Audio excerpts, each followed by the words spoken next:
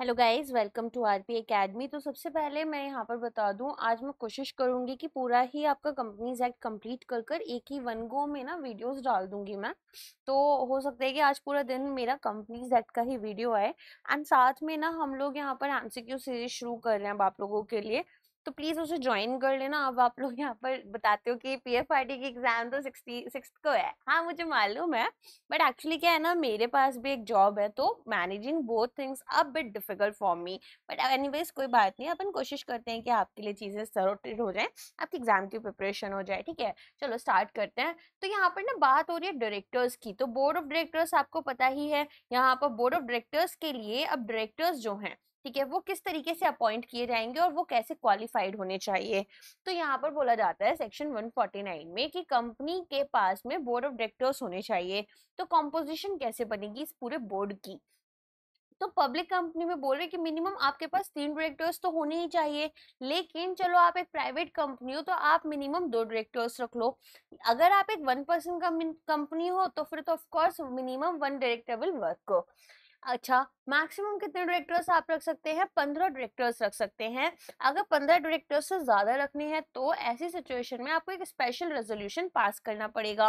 अच्छा, एक्सेप्शन यहाँ पर दिया गया है गवर्नमेंट कंपनीज को, और जो सेक्शन 8 में कंपनीज आपकी आएंगी उनको दोनों को ही यहाँ पर एक्सेप्शन दिया गया है। ठीक है, अब आप बोलेंगे मैम चैरिटेबल ओ सॉरी अब आप बोलते कि मैम कौन सी कंपनीज यहाँ पर आपकी सेक्शन 8 कंपनीज हैं, तो ये आपकी कौन सी हो जाती हैं? ये यहाँ पर आपकी नॉट फॉर प्रॉफिट एक्टिविटीज के लिए या फिर चैरिटेबल कंपनीज जो होती है, जो प्रमोशन कर रही है चैरिटी का। ओके, जैसे commerce, art, science, sports, education, research, social welfare, religion, charity, protection of environment और एनी सच अदर ऑब्जेक्ट। ये पूरा का पूरा आपका लिस्ट है। ठीक है, तो यहाँ पर आपके लिए क्या होगा कि अगर कोई भी आप प्रॉफिट्स कमा रहे हो तो वो कंपनी के ऑब्जेक्टिव्स अचीव करने में ही यूज कर लोगे। नेक्स्ट आते हैं विमेन डायरेक्टर की रिक्वायरमेंट। तो यहाँ पर जितनी भी लिस्टेड कंपनीज हैं और अनलिस्टेड लेकिन पब्लिक कंपनीज हैं, दोनों पर ही ये सेक्शन आपका लागू हो रहा है। तो पेड अप कैपिटल जिनकी यहाँ पर आपकी 100 करोड़ से ज्यादा की है, या फिर टर्नओवर जिनका 300 करोड़ से ज्यादा का या 300 करोड़ तक है। ठीक है, कहां पर एप्लीकेबल नहीं है? आईएफएससी पब्लिक कंपनीज में ये एप्लीकेबल नहीं रहेगा। नेक्स्ट आ जाते हैं रेजिडेंट डायरेक्टर के लिए। तो ये बोलता है कि एटलीस्ट हमारे पास एक डायरेक्टर ऐसा होना चाहिए जो इंडिया में रहे फॉर एटलीस्ट यहाँ पर 182 डेज या फिर उससे ज्यादा किसी भी फाइनेंशियल ईयर में। Independent directors, now this is very important, ये आपका मैनेजमेंट से भी रिलेटेड है, कॉर्पोरेट गवर्नेंस का जो पार्ट है। तो इंडिपेंडेंट डायरेक्टर्स में आप देखोगे एटलीस्ट 1/3 जो हमारे टोटल डायरेक्टर्स हैं, एक्सेप्ट आपका सेक्शन 8 कंपनीज जो कि आपकी नॉट प्रॉफिट कंपनीज थी, नॉट फॉर प्रॉफिट कंपनीज, और साथ में आईएफएससी कंपनी, उनको उनके ऊपर ये भी नहीं एप्लीकेबल है। अदरवाइज आपके पास 1/3 यहाँ पर इंडिपेंडेंट डायरेक्टर्स होने चाहिए। उनकी क्वालिफिकेशन क्या होगी? ना तो वो यहाँ पर कोई मैनेजिंग डायरेक्टर्स हो सकते हैं, ना होल टाइम डायरेक्टर्स, ना ही नॉमिनी डायरेक्टर्स, ना ही यहाँ पर प्रमोटर हो सकते हैं। प्रमोटर जो कि आइडिया में ही फंड कर रहे हैं या जिनका आइडिया था, ठीक है, जिन्होंने यहाँ से आइडिया से कंपनी को बिल्ड करना शुरू किया, ना कोई प्रमोटर के या फिर डायरेक्टर्स के कंपनी के रिलेटिव हो सकते हैं, या इसकी होल्डिंग सब्सिडरी या एसोसिएट। बेसिकली इंडिपेंडेंट रहेंगे जो किसी बंधन से बंधे हुए नहीं हैं। तो must give a declaration of independence at its first board meeting and annually thereafter. Okay, next आ जाते हैं मीटिंग्स की। अगर हम बात करें हमारे इंडिपेंडेंट डायरेक्टर्स की, तो जितने भी इंडिपेंडेंट डायरेक्टर्स हैं यहाँ पर उनको बोला गया है कि भाई देखो, आपको कम से कम साल में एक बार तो मिलना ही होगा। ऐसा नहीं कि इस पोजीशन पर अपॉइंट हो गए और भूल गए कंपनी के बारे में।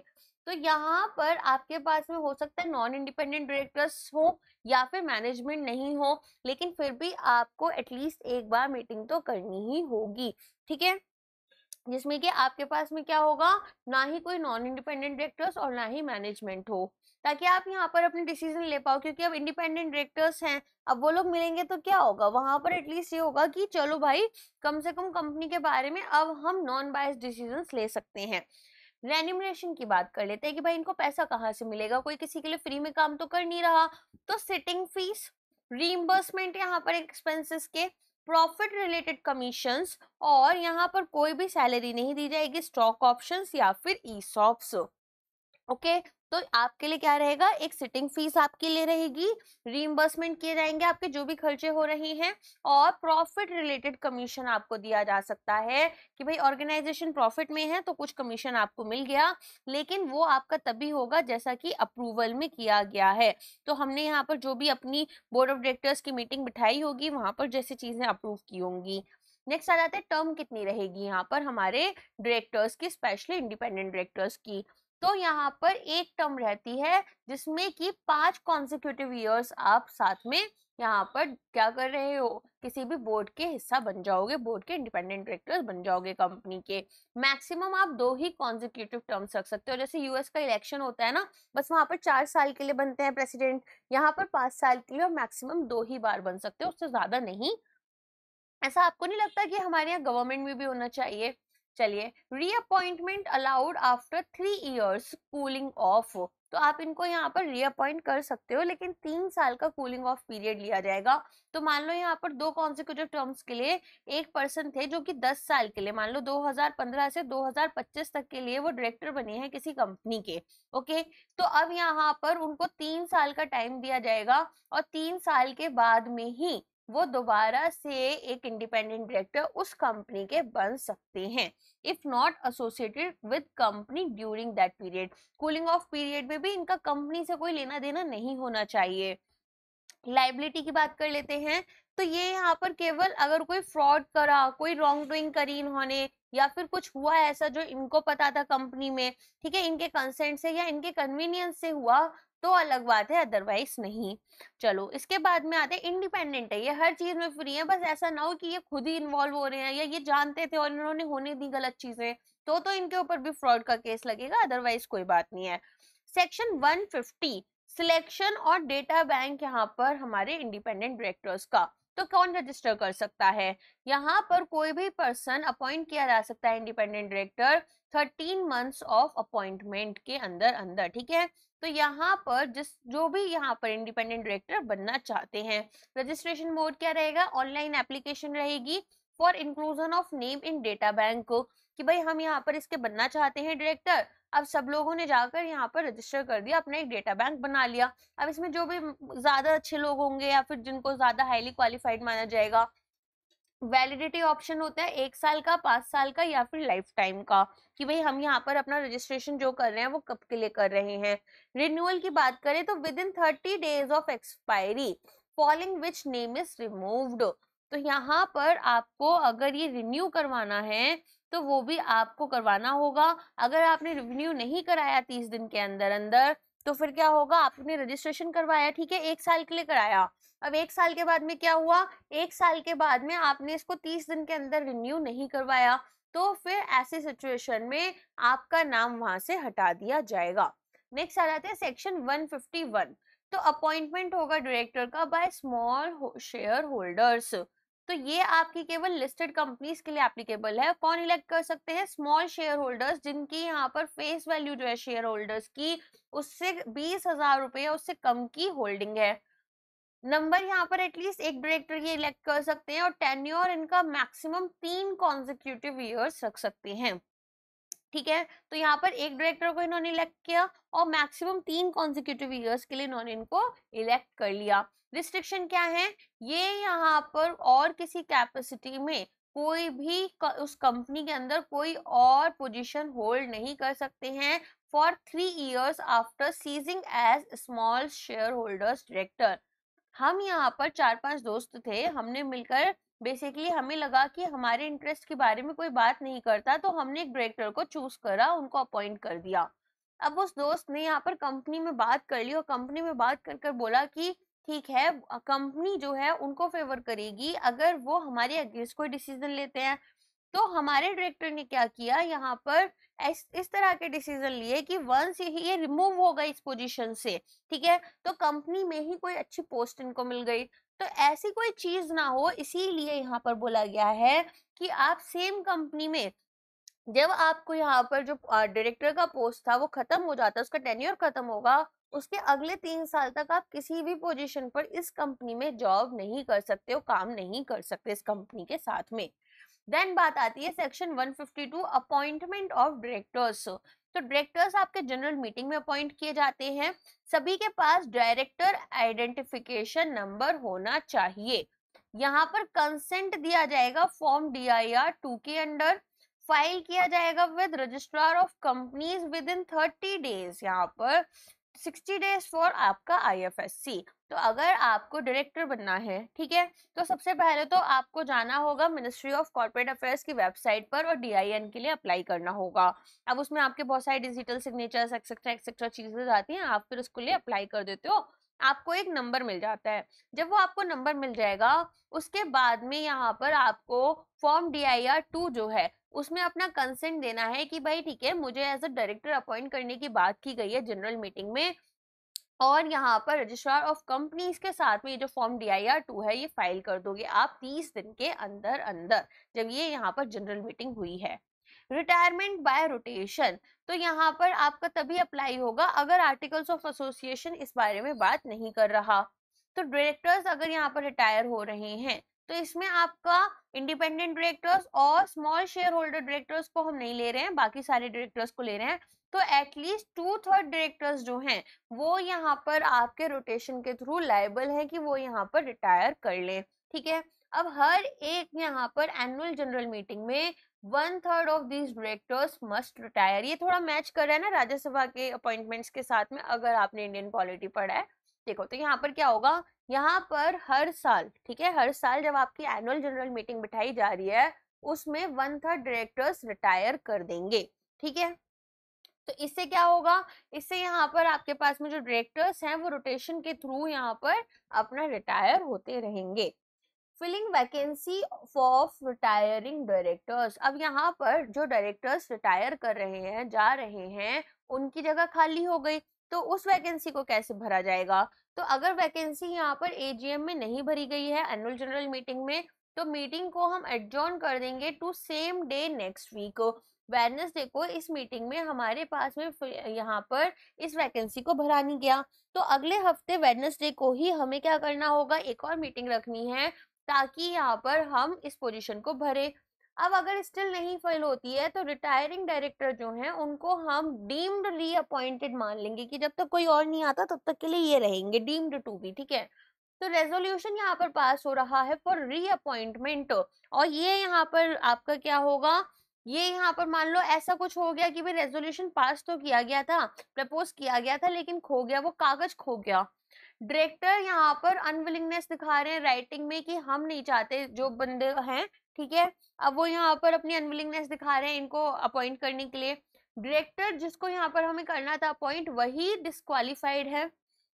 अपॉइंटमेंट में स्पेशल या ऑर्डिनरी रेजोल्यूशन आपका पास होना है अंडर द एक्ट। सेक्शन 162 यहाँ पर देखो, अगर ये बोलते हैं कि अपॉइंटमेंट जो है मल्टीपल डायरेक्टर्स की वाया सिंगल रेजोल्यूशन अप्लाइज, तो अगर इनमें से कोई चीज हो रही है तो कोई दिक्कत नहीं है, अदरवाइज जो पुराने डायरेक्टर थे उन्हीं को हम यहाँ पर रीअपॉइंट कर देंगे। तो डायरेक्टर नहीं मना कर दिया कि भाई मेरे को नहीं होना यहाँ पर, तो अलग बात हो गई, या फिर डायरेक्टर डिस्क्वालिफाइड है, या फिर ऐसा हो गया कि अपॉइंटमेंट में स्पेशल ऑर्डिनरी रेजोल्यूशन हमें पास करना था जो कि हुआ नहीं, या फिर सेक्शन 162 ने बोला कि भाई हम यहाँ पर मल्टीपल डायरेक्टर्स को एक सिंगल रेजोल्यूशन से ही अपॉइंट कर देंगे। नेक्स्ट आ जाते हैं, अब हमने पढ़ा था डायरेक्टर आइडेंटिफिकेशन नंबर। तो यहाँ पर एप्लीकेशन कैसे डाली जाती है, तो यहाँ कोई भी पर्सन जो कि एक डायरेक्टर बनना चाहते हैं, मान लो मुझे अपनी कंपनी स्टार्ट करनी है, या RP एकेडमी के लिए बात कर लेते हैं, तो मान लो ये RP एकेडमी में मुझे एक डायरेक्टर बनना है और इसे हम प्राइवेट लिमिटेड में लेकर आ रहे हैं, तो मैं क्या करूंगी, सबसे पहले ना मुझे DSC और DIN के लिए अप्लाई करना होगा। तो यहाँ पर हमें क्या करना है, जनरल गवर्नमेंट के पास में फॉर्म DIR 3 फाइल करना होगा। इसकी फी जो है वो 5,000 रुपीज है, और पोर्टल यहाँ पर आपका मिनिस्ट्री ऑफ कॉर्पोरेट अफेयर्स रहेगा। नेक्स्ट आ जाते हैं सेक्शन 154, तो अलॉटमेंट कैसे किया जाएगा DIN का, तो टाइम फ्रेम दिया गया है, सेंट्रल गवर्नमेंट जो है वो DIN अलॉट करेंगे with in 1 month of application, ठीक है।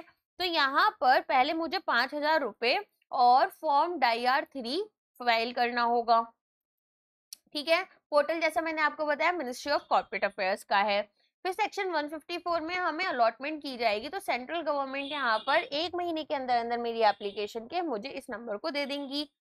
फिर यहाँ पर 1 पर्सन 1 DIN चलता है कि भाई मेरे पास में ऐसा नहीं है कि एक से ज्यादा DIN है। अब मुझे 2 कंपनीज का डायरेक्टर बनना है तो भी DIN तो मेरा सेम ही रहेगा, लाइफ टाइम यही चलेगा। उसके बाद में बात आती है कि डायरेक्टर्स को कैसे इंटीमेट करना है DIN। तो यहाँ पर जितनी भी कंपनीज हैं जहां पर वो एक डायरेक्टर है, सभी को बताना होगा कि भाई मेरे पास में ये DIN है, और टाइम फ्रेम दिया जाता है 1 महीने का जब DIN इनको अलॉट किया जाएगा। सेक्शन 157 बात करता है कि कंपनी को किस तरीके से इन्फॉर्म करना है रजिस्ट्रार को। तो फॉर्म 3 हमारा किसके लिए था कि हम DIN में मिनिस्ट्री ऑफ कॉर्पोरेट अफेयर्स पर अप्लाई कर रहे थे।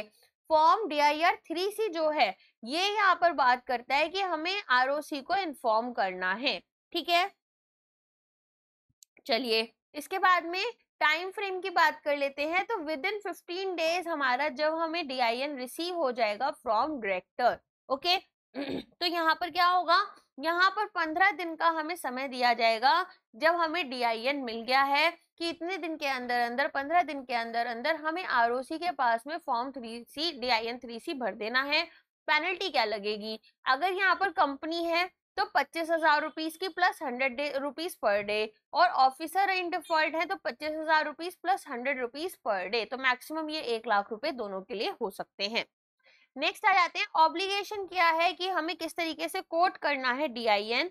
तो DIN को हमें सभी रिटर्न्स, फॉर्म्स एंड डॉक्यूमेंट्स में मेंशन करना होगा जहां पर रेफरेंस जो है वो डायरेक्टर के लिए यहाँ पर बना है। ठीक है, तो DIN को हमें हर एक हमारे जहां भी हमारे बेसिकली डायरेक्टर की बात हो रही है वहां पर डायरेक्टर का रजिस्ट्रेशन, बेसिकली जैसा होता है ना हमारे स्कूल में या कॉलेज में रोल नंबर हर जगह लगता है, ऐसे ही DIN आपका हर जगह लगेगा अगर आप एक डायरेक्टर हो।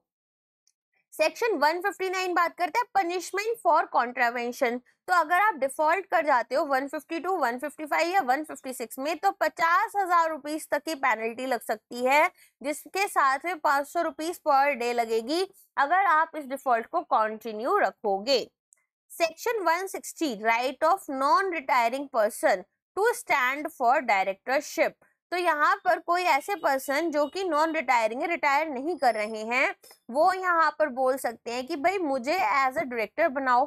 अगर आप यहाँ पर रोटेशन के थ्रू क्या हो रहे हो, रिटायर हो रहे हो, तो नहीं करोगे। अदरवाइज आप चाहते हो कि भाई मुझे यहाँ पर डायरेक्टर बनाया जाए कंपनी का, तो आपको एक नोटिस देना है अपने कैंडिडेचर का, 1 लाख रुपए यहाँ पर डिपॉजिट देने हैं जो कि रिफंडेबल है अगर आप इलेक्ट हो जाते हो या फिर आप यहाँ पर 25% से ज्यादा वैलिड वोट्स को सिक्योर कर लोगे। आप जिस इलेक्शन में बैठे हैं वहां पर आपको सिलेक्ट कर लिया गया, और कैसे किया गया, यहाँ पर आपको अच्छे खासे वोट्स मिल गए, या आप हार गए इलेक्शन लेकिन आपको 25% से ज्यादा वोट्स मिल गए, तो भी आपके जो पैसे हैं वो आपको वापस कर दिए जाएंगे।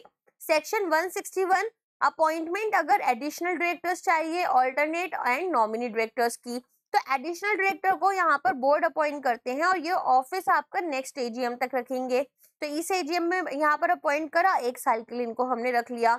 ऑल्टरनेट डायरेक्टर यहाँ पर आपके जब कोई डायरेक्टर जो है वो अब्रॉड है, ठीक है, तो 3 महीने से ज्यादा के लिए वो बाहर चले गए तो उनकी पोजीशन एक तरीके से वैकेटेड है, तो ऐसे में ओरिजिनल डायरेक्टर जब हमारे पास में आ जाएंगे तब यहाँ पर ऑल्टरनेट डायरेक्टर हट जाएंगे।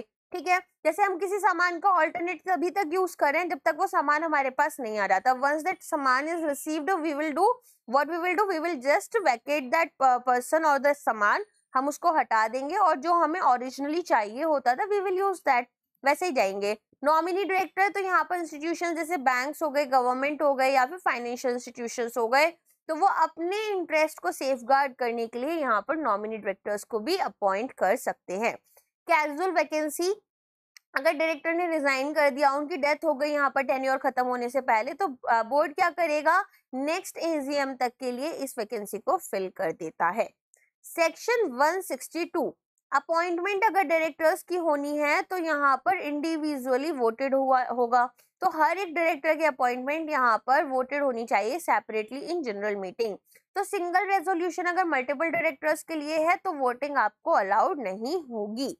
अब आती है बात सेक्शन 163 की, जहां पर बात हो रही है प्रोपोर्शनल रिप्रेजेंटेशन। तो आर्टिकल्स ऑफ एसोसिएशन जो है कंपनी का, वो यहाँ पर बताएगा कि अपॉइंटमेंट करना है 2/3 का यहाँ पर ऑफ डायरेक्टर्स एवरी 3 ईयर्स। यहाँ पर मेरे पास में अगर 3 डायरेक्टर्स हैं तो उनमें से 2 डायरेक्टर्स मेरे हर 3 साल में अपॉइंट होंगे। अब ये या तो सिंगल ट्रांसफरेबल वोट से हो सकते हैं या फिर क्यूमुलेटिव वोटिंग सिस्टम से हो सकते हैं। नेक्स्ट आ जाता है सेक्शन 164। ये बात करते हैं डिस्क्वालिफिकेशन कैसे की जाएगी ऑफ अपॉइंटमेंट ऑफ डायरेक्टर्स। तो एक पर्सन कब यहाँ पर डिस्क्वालिफाइड है कि उनको एक डायरेक्टर नहीं बनाया जाएगा? पर्सनल ग्राउंड्स हो सकते हैं कि भाई वो इंसॉल्वेंट हो गए, अनडिस्चार्ज इंसॉल्वेंट हैं, अप्लाई कर रहे हैं इंसॉल्वेंसी के लिए, अनसाउंड माइंड के हैं, इंसैनिटी इनके पास में आ गई है, ठीक है, सैनिटी लूज कर गई है। फिर यहाँ पर आते हैं क्रिमिनल या फिर कोर्ट ग्राउंड्स। तो इनको 6 महीने या उससे ज्यादा के लिए जेल हो गई है और यहाँ पर ये फिर क्या होगा, इनएलिजिबल हो जाएंगे 5 साल के लिए। अभी जेल हुई है इनको, तब से जब यहाँ पर मान लो इनको आज जेल हुई और जेल हुई है 6 महीने के लिए, तो मान लो जून 30 को यहाँ पर 1 जनवरी को इनको जेल हुई, जून 30 के से, ठीक है, इनको रिलीज किया गया। अब इससे अगले 5 साल के लिए ये यहाँ पर किसी भी कंपनी के डायरेक्टर नहीं बन सकते। अगर इनको जेल हुई है 7 साल के लिए या उससे ज्यादा के लिए, तो फिर ये परमानेंटली डिस्क्वालिफाइड है, ये फिर कभी नहीं आएंगे। अगर यहाँ पर इनको हमारे एनसीएलटी ने या कोर्ट ने डिस्क्वालीफाई कर दिया तो भी ये अपॉइंट नहीं किए जाएंगे। और कन्विक्ट हुए हैं ये under section 188 RPT with in last 5 years, 5 साल के अंदर अंदर इनको सेक्शन 188 आरपीटी के अंडर कन्विक्ट किया गया है। सेक्शन 188 आरपीटी समझ में आया क्या है? जो रिलेटेड पार्टी ट्रांजेक्शन्स पढ़ाए थे मैंने आपको लास्ट क्लास में, मैंने समझाया था कि किस तरीके से चीजें होती हैं। तो अगर रिलेटेड पार्टी ट्रांजेक्शन्स आपके हो रहे हैं, ठीक है, और उसमें कंप्लायंसेस फॉलो नहीं किए गए हैं, तो ऐसी सिचुएशन में क्या होगा? ऐसी सिचुएशन में फिर पेनल्टीज आपके ऊपर लगेंगी और आपको यहाँ डायरेक्टर अपॉइंट नहीं किया जा सकता। कंपनी रिलेटेड ग्राउंड्स, तो इन्होंने यहाँ पर जो कॉल ऑन शेयर्स थी वो पे ही नहीं करी, 6 महीने से ज्यादा का डिले हो गया या 6 महीने तक का डिले है। यहाँ पर जो सेक्शन 152 ऑफ 3 है, ठीक है, कंसेंट टू एक्ट, उसके साथ में इन्होंने यहाँ पर अपना कंप्लाई नहीं किया, मतलब इनके पास में डायरेक्टर आइडेंटिफिकेशन नंबर नहीं है, ठीक है। और अगर इन्होंने सेक्शन 165 के साथ में भी कंप्लाई नहीं किया तो ऐसी सिचुएशन में भी इनको यहाँ पर डायरेक्टर अपॉइंट नहीं किया जा सकता। ओके, इतना याद हो गया। अच्छा, सेक्शन 165 यहाँ पर नंबर ऑफ डायरेक्टरशिप की बात है कि भाई मैक्सिमम नंबर्स हमारे ऑलरेडी हैं हमारे पास, तो फिर नहीं रखेंगे। डिफॉल्टिंग कंपनी ग्राउंड्स, तो ये सेक्शन 164(2) से इसकी बात करते हैं, क्लॉज 2। अगर डायरेक्टर्स जो है कंपनी के, जिनके पास में जिन्होंने यहाँ पर फाइल नहीं किया है FSAR for 3 continuous years, repay नहीं करे डिपॉजिट्स, डिबेंचर्स, डिविडेंड्स या फिर इंटरेस्ट 1 साल या उससे ज्यादा के लिए, अगर ये यहाँ पर रीअपॉइंट नहीं किए जा सकते उस कंपनी में या किसी और कंपनी में 5 साल के लिए, अगर ये न्यूली अपॉइंटेड हैं डिफॉल्ट कंपनी में फॉर गिवन 6 मंथ्स ग्रेस, ठीक है। तो अगर किसी भी डायरेक्टर ने, ठीक है, कंपनी के फाइल नहीं किया है अपना फाइनेंशियल स्टेटमेंट या फिर यहाँ पर आपका AR नहीं फाइल किया है 3 कॉन्जिक्यूटिव ईयर्स के लिए, ये डिपॉजिट्स, डिबेंचर्स, इसका जो पैसा वापस करना था ये सब नहीं करा, इंटरेस्ट पे नहीं करा है, ठीक है, 1 साल या उससे ज्यादा हो गया। इसके अलावा यहाँ पर इनको हम रीअपॉइंट नहीं कर सकते कंपनियां अदर कंपनीज में फॉर 5 ईयर्स। रिलीफ कब दिया जाएगा? अगर कोई भी न्यूली का अपॉइंटेड है डिफॉल्ट कंपनी में तो 6 महीने का ग्रेस पीरियड इनको दे दिया जाएगा। प्राइवेट कंपनी, तो यहाँ पर एक्स्ट्रा डिस्क्वालिफिकेशंस वो अपने आर्टिकल्स ऑफ एसोसिएशन में ऐड कर सकती हैं। इम्पॉर्टेंट ये है यहाँ पर कि आपके पास में जो डिस्क्वालिफिकेशंस हैं सेक्शन 164 1DE और G के अंडर, वो भी आपके ऊपर अप्लाई की जाएंगी। अगर आपने अपील फाइल कर दी कि भाई ऐसा कुछ नहीं है एनसीएलटी के पास में, तो भी यहाँ पर आपके ऊपर क्या होगा? आपको बोला जाएगा कि नहीं, आप कुछ भी बोल लो, आपको यहाँ पर हम डायरेक्टर अपॉइंट नहीं करेंगे। आगे समझ में? तो यहाँ पर आपको कुछ चीजें याद रखनी है और कुछ चीजें बेसिकली यही है कि एक डायरेक्टर को कब कब अपॉइंट नहीं किया जाएगा। सिंपल है। चलो, अब अगर हम बात करें यहाँ पर आपके सेक्शन 165 की और नंबर ऑफ डायरेक्टरशिप, तो सेक्शन 165 में आपको बताया गया है कि कितने मैक्सिमम डायरेक्टर्स आप अपॉइंट कर सकते हो। तो 20 कंपनीज यहाँ पर, ठीक है। नंबर ऑफ डायरेक्टरशिप्स आप कहाँ के, सॉरी, कितने नंबर ऑफ डायरेक्टरशिप्स आप ले सकते हो एज एन डायरेक्टर। तो यहाँ पर 20 कंपनी से ज्यादा के आप डायरेक्टर नहीं बन सकते हो, जिसमें कि आपकी ऑल्टरनेट डायरेक्टरशिप भी इंक्लूडेड है, कि आप किसी और की जगह पर उनके बिहाफ पर डायरेक्टर बनकर घूम रहे हो, ठीक है, जब वो अपने देश से बाहर है। अगर यहाँ पर 20 कंपनीज की बात की गई है, उसमें मैक्सिमम 10 पब्लिक कंपनीज हो सकती हैं। 10 पब्लिक कंपनी से ज्यादा के आप डायरेक्टर नहीं बन सकते। मेंबर्स यहाँ पर स्पेशल रेजोल्यूशन पास कर सकते हैं ताकि एक लोअर लिमिट को फिक्स किया जाए। ट्रांजिशन की बात करें तो अगर यहाँ पर ऑलरेडी आपका जो कमेंसमेंट पीरियड है उससे ज्यादा हो चुका है, डायरेक्टर्स को 1 साल के अंदर अंदर क्या करना होगा, रिजाइन करना होगा और इन्फॉर्म करना होगा आरओसी एंड अदर कंपनीज को। रिजाइन करना होगा इफेक्टिवली इमीडिएटली वंस डिस्पैच्ड। तो 2000 रुपीज पर डे उनके ऊपर लगेंगे after first day, that is maximum 2 lakh rupees तक का इनके ऊपर फाइन लग सकता है।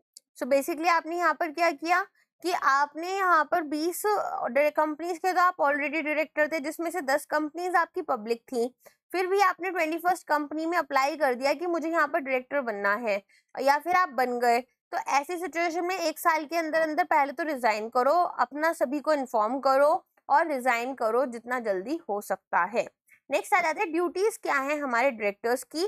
तो हर एक डायरेक्टर यहाँ पर जो आर्टिकल ऑफ एसोसिएशन है कंपनीज का, उसके अकॉर्डिंग एक्ट करेंगे, गुड फेथ में एक्ट करेंगे ताकि कंपनी के ऑब्जेक्टिव्स को प्रमोट किया जाए इन इंटरेस्ट ऑफ इसके share holders, employees, community and environment. जो भी ड्यूटीज हैं, ठीक है, उनको ड्यू एंड रीजनेबल केयर के साथ में एक्सरसाइज करना है, स्किल्स होनी चाहिए, डिलीजेंस आपको शो करना है और इंडिपेंडेंट जजमेंट रखोगे। कहीं से भी ऐसा नहीं है कि आप बायस जजमेंट दे रहे हो। इसके बाद में किसी भी कॉन्फ्लिक्ट ऑफ इंटरेस्ट में आप इन्वॉल्व नहीं होगे। ऐसा नहीं है कि आप मारुति सुजुकी के भी डायरेक्टर बन गए जाकर और hyundai के भी बन गए। तो अब इसमें क्या होगा, यहाँ पर आप किसके लिए ज्यादा अच्छा काम करो या किसको ज्यादा बेटर मैनेज करने की कोशिश करो, कॉन्फ्लिक्ट ऑफ इंटरेस्ट हो सकता है। नॉट अचीविंग अनड्यू गेन या फिर एडवांटेज, ऐसा नहीं है यहाँ पर आप कोई भी अनड्यू एडवांटेज लेकर चलो। तो अगर ऐसा है भी तो ये जो आपको पैसा मिला है, जो गेन मिला है, उसको वापस कर दोगे। नॉट असाइन हिज ऑफिस, किसी और को अपना ऑफिस असाइन नहीं कर दोगे कि तुम मेरी जगह से काम कर कर दे देना। कॉन्ट्रवेंशन अगर आपने किया तो 1 लाख से 5 लाख रुपए तक का फाइन लग सकता है। नेक्स्ट आता है vacation of office of directors. अब डायरेक्टर का ऑफिस वैकेंट कब होगा कि भाई वो यहाँ पर डिस्क्वालीफाई कर जाते हैं या फिर बोर्ड की मीटिंग्स में नहीं आते हैं या कॉन्ट्रावीन कर लेते हैं जो चीजें इनको बोली गई हैं उन्हें करने से। तो सबसे पहले तो अगर हम बात करें हमारे सेक्शन 164 की, तो यहाँ पर अगर इनको डिस्क्वालीफाई किया है, ठीक है, अब अगर यहाँ पर 164(2) के अंडर ये वैकेट करते हैं in all companies except defaulting one, ठीक है।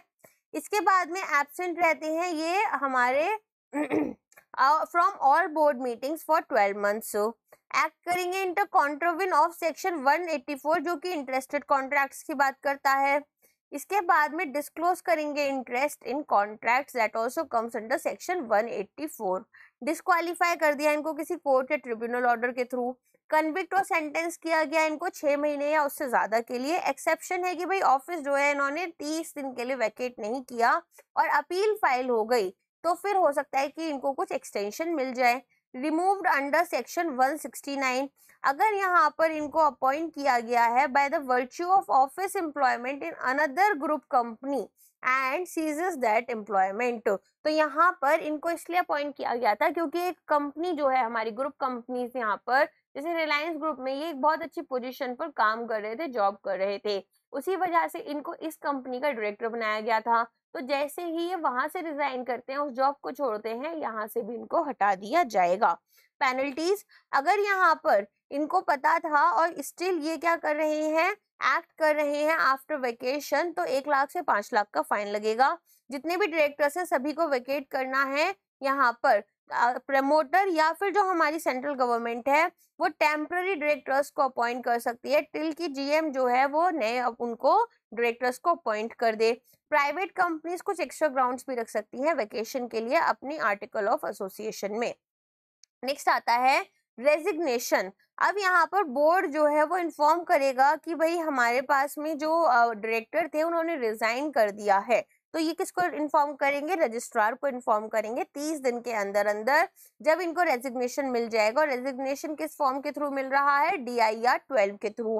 डायरेक्टर के पास क्या ऑप्शन है, खुद भी वो जब यहाँ पर रेजिग्नेशन फाइल करेंगे तो ROC को इन्फॉर्म करना है और रीजंस देने हैं फॉर्म DIR 11 के उसमें विद इन 30 डेज, ठीक है। तो कंपनी इन्फॉर्म करेगी तो 30 दिन में करेगी, ये इन्फॉर्म करेंगे तो 30 दिन में करेंगे। अगर कंपनी फॉर्म फिल कर रही है तो फॉर्म डायरेक्टर 12 करेगी, अगर ये खुद फॉर्म फाइल कर रहे हैं तो यहाँ पर इनको 11 करना होगा। अब इफेक्टिव डे यहाँ पर जो भी बाद में आएगी, किसमें, जब इनको यहाँ पर कंपनी ने नोटिस भेजा या फिर डायरेक्टर ने अपनी कोई डेट यहाँ पर स्पेसिफाई की है नोटिस में। कंपनी ने बोला कि 30 जून के बाद में आपको इस कंपनी को छोड़ना है और डायरेक्टर ने बोला कि मैं यहाँ पर कंपनी को 15 को छोड़ दूंगा, 15 जून को, तो फिर कौन सी डेट मानी जाएगी, 30 जून।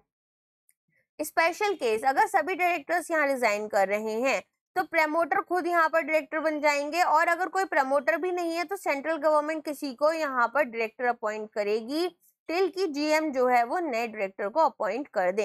नेक्स्ट आता है सेक्शन 169 जो बात कर रहा है कि किस तरीके से डायरेक्टर्स को रिमूव किया जाएगा। तो एक डायरेक्टर यहाँ पर रिमूव किए जा सकते हैं by ordinary resolution in GM।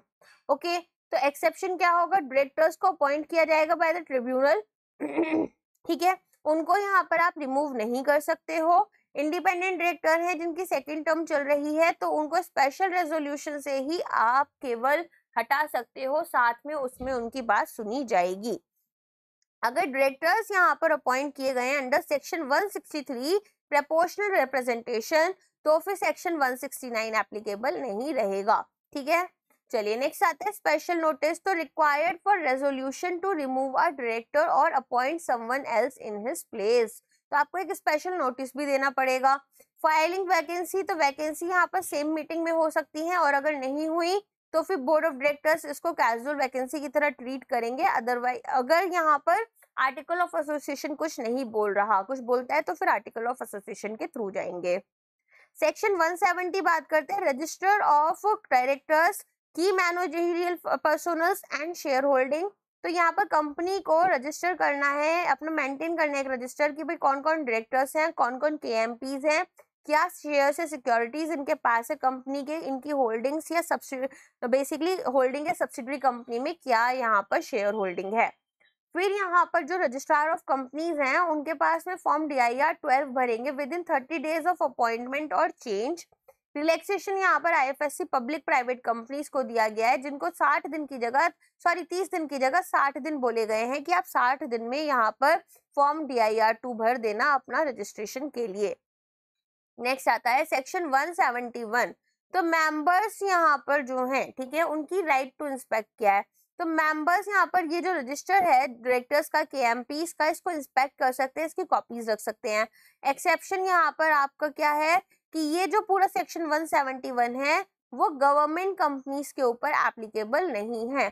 अगर कंपनी मना कर देती है ऐसा आपको रजिस्टर प्रोवाइड करने से या फिर इंस्पेक्शन नहीं करने देती है तो एग्रीव्ड पर्सन जो मेंबर है वो ROC पर अप्लाई कर सकते हैं और ROC जो है वो कंप्लायंस का ऑर्डर दे सकती है।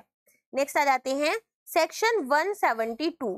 ये बोलता है कि अगर आपने जितने भी यहाँ पर अपॉइंटमेंट की बात की गई है, इससे पहले हमारी जो बातें की गई हैं सेक्शन 149 में ऑडिटर्स से रिलेटेड, इसके अलावा हमारे जो डायरेक्टर्स हैं इनसे रिलेटेड, अगर आप बात नहीं मानते हो तो आप लोगों के ऊपर यहाँ पर फाइन लगेगा। तो 50,000 रुपीज का फाइन वन टाइम का लगेगा और 500 रुपीज से लेकर यहाँ पर फाइन लगेगा जितने टाइम तक आप इस ऑफेंस को कंटिन्यू रखोगे।